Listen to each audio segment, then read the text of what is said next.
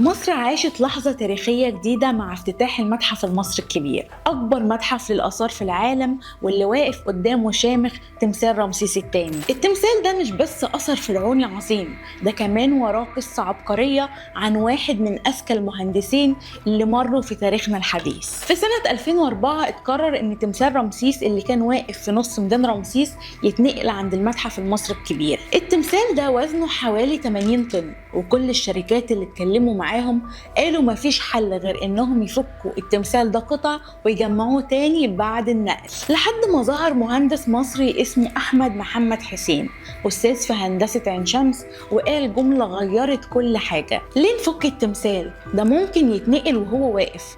طبعا الناس استغربت ازاي يتنقل واقف من غير ما يقع او يتكسر.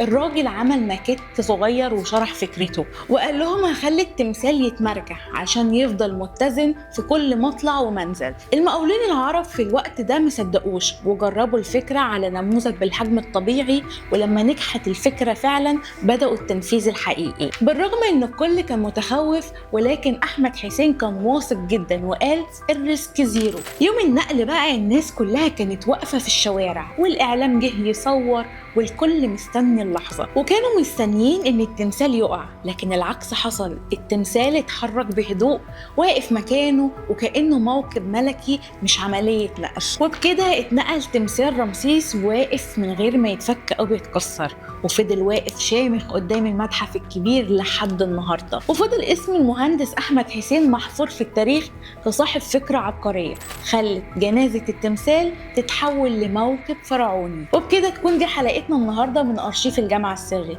استنونا في حلقتنا الجاية.